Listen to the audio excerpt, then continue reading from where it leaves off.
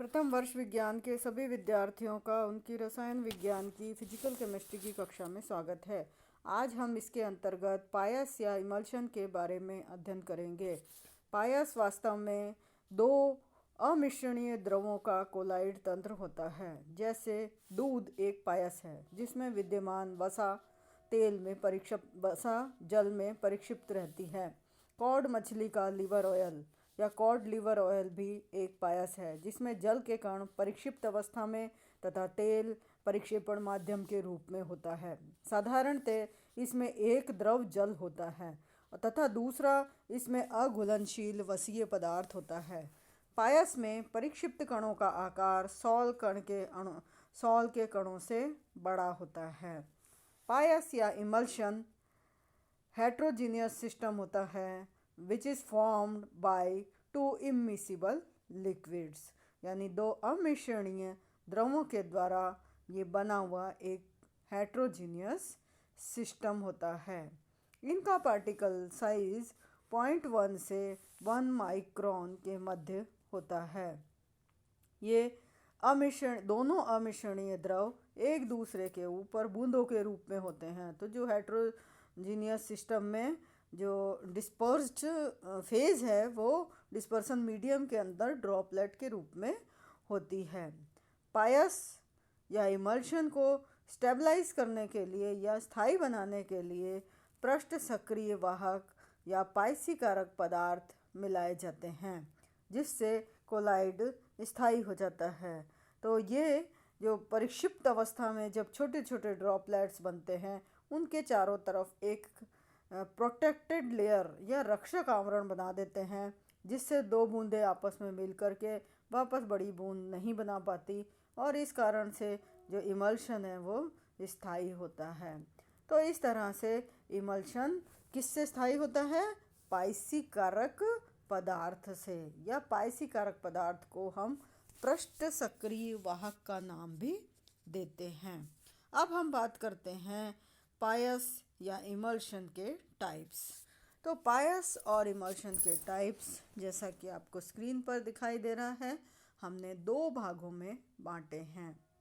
एक है O/W, दूसरा है W/O। O/W का मतलब है तेल का जल में इमल्शन। तेल का जल में इमल्शन का मतलब है कि यहाँ पर डिस्पर्स्ड फेज ऑयल है और डिस्पर्सन मीडियम वाटर है। दूसरा है W/O, यानी डिस्पर्स्ड फेज वाटर है और डिस्पर्सन मीडियम ऑयल है। तो इस दोनों प्रकार के जो इमल्शन होते हैं वो प्रकृति में भी पाए जाते हैं और मानव द्वारा निर्मित भी होते हैं।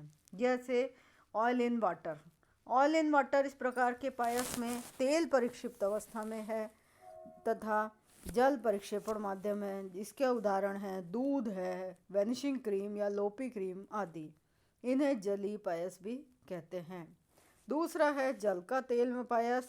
इस अवस्था में पायस में जल परिक्षिप्त अवस्था में है और तेल परिक्षेपण माध्यम में होता है या घी होता है। तो इसका उदाहरण है मक्खन, कोल्ड क्रीम और इस तरह के अन्य पदार्थ। कई बार दो से ज़्यादा कंपोनेंट भी हो सकते हैं, उनको हम बहुगुण पायस या मल्टीपल इमल्शन कहते हैं। इसे हम W/O/W इस तरह से लिख सकते हैं। अब हम बात करते हैं कि पायस का निर्माण किस तरह से किया जाता है, या अब प्रिपरेशन ऑफ पायस कैसे हो सकता है, या प्रिपरेशन ऑफ इमल्शन किस तरह से है। पायस को प्राय एक सूक्ष्म छिद्र के नोजल से प्रावस्था पर छिड़क कर बनाया जाता है अथवा प्रतिघूर्णन विलोडक या एंटी रोटेटरी एजिटेटर में एजिटेट करके, यानी एजिटेट का मतलब है हिला कर, और बनाया जाता है। पायसीकारक की प्रकृति के आधार पर उनको हम कहते हैं कि किस प्रकार का पायस बना हुआ है। बैनक्राफ्ट नियम के अनुसार वह प्रावस्था जिसमें स्थायी कारक अत्यधिक अविलेय होता है वह उसकी बाह्य प्रावस्था बन जाती है। जैसे उदासीन साबुन जो कि हाइड्रोकार्बन में अघुलनशील होता है परंतु जल में घुलनशील होता है, हमें तेल में जल का पायस देता है। जबकि अम्लीय साबुन जो हाइड्रोकार्बन में अत्यधिक विलयशील होता है, हमें जल में तेल का पायस बनाने के प्रक्रिया बताता है। पायस को हम सूक्ष्म ध्वनिक तरंगों के द्वारा भी बना सकते हैं। दो प्रकार के पायस के बीच में किस तरह से हम अंतर कर सकते हैं, अब हम इसकी बात करते हैं। यानी सब पायस हमने किससे बनाया, बारीक नोज़ल लेकर के और उसको दूसरी फेस पर छिटकते जाते हैं और एंटी रोटेटरी एजिटेटर से हिलाते जाते हैं। तो फास्ट जब हिलता है तो एक प्रावस्था दूसरी प्रावस्था में मिक्सअप होती जाती है। तो इमल्शन और पायस, इमल्शन या पायस के बीच में जो है अंतर किस तरह से किया जाता है, उसकी दो विधियां हैं।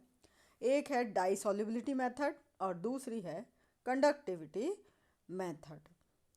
तो डाई सॉल्युबिलिटी मेथड किस तरह से होती है कि दो प्रकारों को पहचानने के लिए इस विधि का उपयोग सबसे पहले रॉबर्टसन ने 1910 में किया था।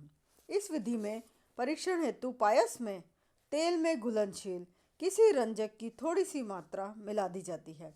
यदि पायस तेल में जल के प्रकार का है अर्थात तेल परीक्षापण माध्यम है, तो पायस रंजक के रंग को शीघ्रता से ग्रहण करके रंगीन हो जाता है।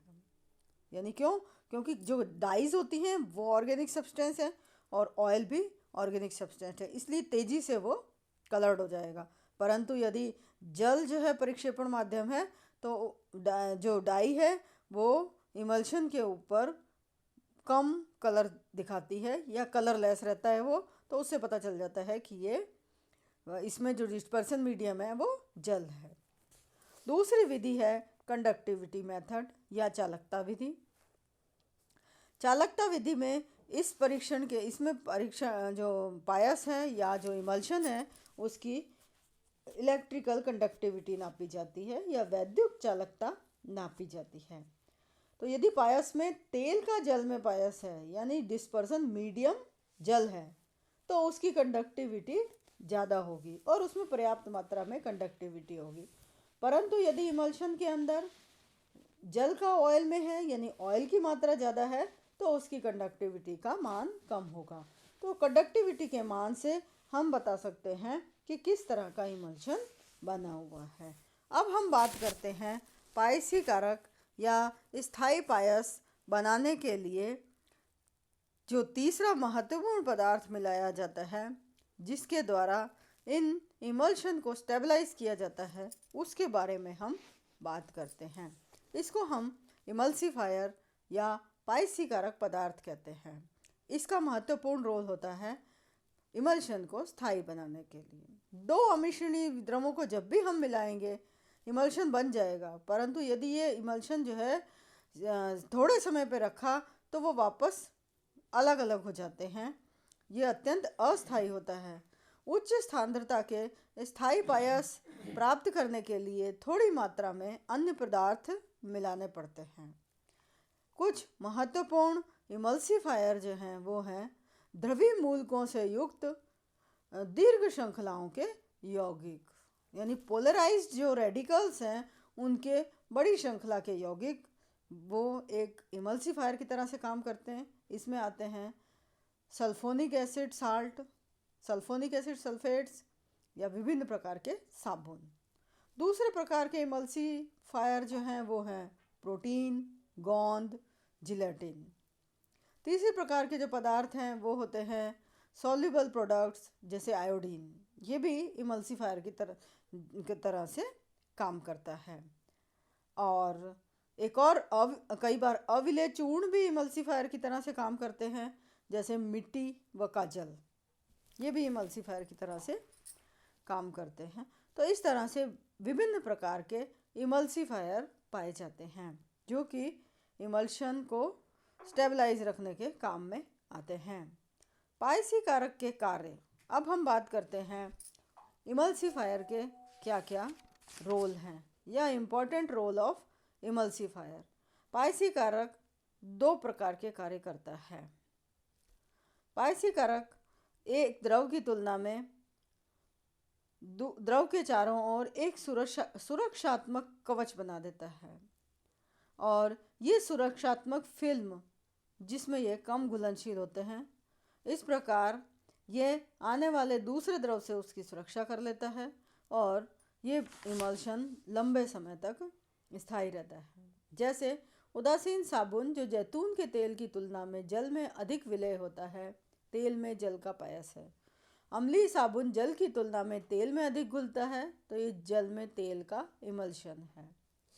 इस तरह से पायसी कारक जो है, इमल्सिफायर जो है, वो दोनों द्रवों में अविलयशील होना चाहिए, परंतु दोनों के द्रव द्वारा असमान रूप से उसे कांटेक्ट में आए या वो गीला होता है। जैसे काजल के कण जल की तुलना में केरोसिन तेल को प्राथमिकता देते हैं, अर्थात काजल के कण जो है वो केरोसिन के द्वारा अधिक गीले होते हैं।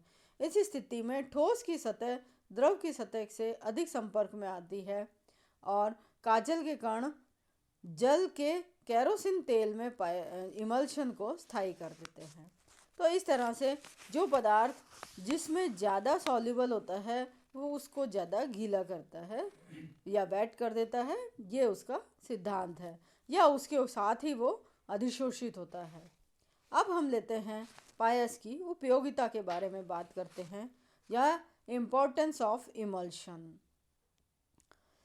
ये बहुत से इसके महत्वपूर्ण रोल हैं पायस या इमल्शन के।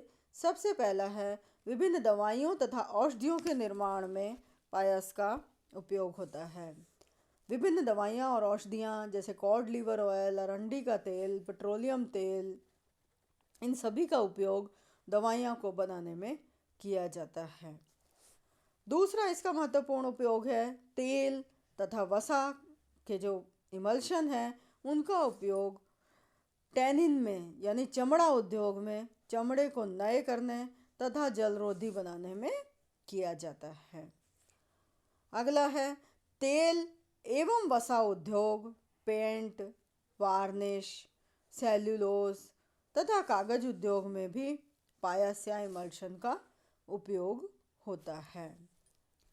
इसके अलावा दैनिक उपयोग की वस्तुएं दूध, वसा के जल में परिक्षिप्त होने से बना इमल्शन होता है, जो कि कैसीन के द्वारा स्टेबलाइज होता है। यानी दूध, जिसे हम सिंपल भाषा में एक लिक्विड समझते हैं, वो वसा के जल में परिक्षिप्त होने से बना है, और साथ में उसमें कैसीन के द्वारा ये स्टेबलाइज होता है।